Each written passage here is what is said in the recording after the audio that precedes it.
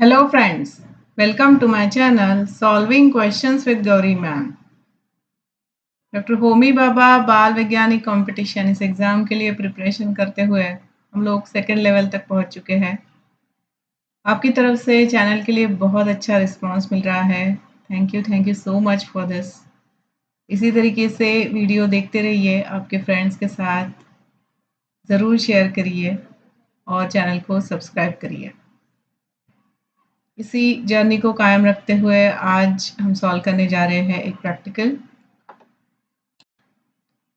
इस वीडियो में जो भी इमेजेस ली गई है वो मेनका पब्लिकेशन की ऑफिशियल बुक से ली गई है। इस प्रैक्टिकल में देखो ये इस तरीके से इमेज दी गई है and it is given that the strip on the cardboard can rotate around point P, Q and R are points on the strip. तो ये जो स्ट्रिप है वो इस तरीके से गोल सर्कुलर पाथ में रोटेट कराई जा सकती है around point P and Q और R ये दो पॉइंट्स स्ट्रिप के ऊपर है। The distance of the point Q from center P is 5 cm and that of point R from P is 10 cm। तो ये दो डिस्टेंसेस हमें दिए गए हैं। P से Q तक का डिस्टेंस है 5 cm एंड P से R तक का डिस्टेंस है 10 cm।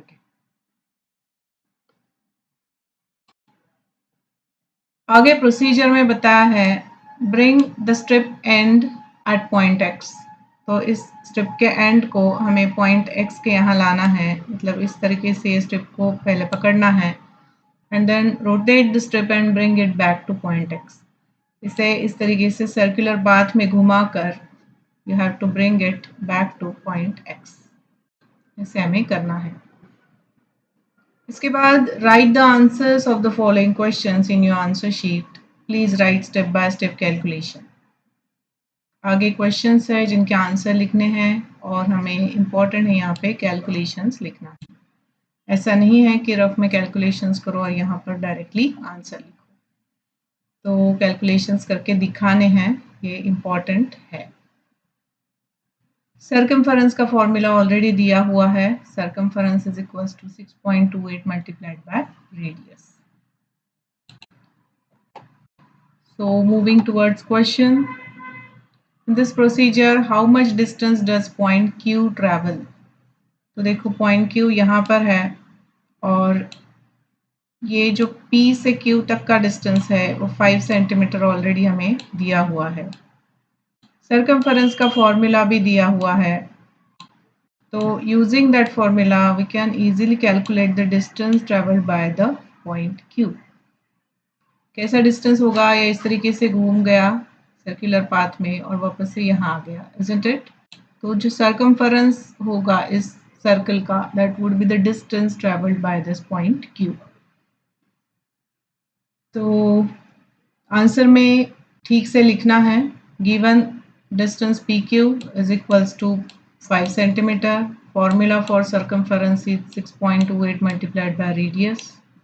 So putting the values in formula, we get the circumference as a 31.4 centimeter, which is nothing but the distance traveled by point Q, right? आगे बढ़ो। आगे पूछा है similarly in this procedure how much distance does point R travel। तो इसी तरीके से है, देखो R का डिस्टेंस इतना ज़्यादा है, इसका दिया हुआ है 10 सेंटीमीटर, जो हो जाएगा उसका ये R इस तरीके से गोल घूमेगा तो इस सर्कल का रेडियस बन जाएगा 10 सेंटीमीटर। बस तो फिर ये पता चलने के बाद वापस से आप फॉर्मूला लिखो, गिवन डिस्टेंस PR लिखो और सर्कमफरेंस कैलकुलेट करके दिखाओ।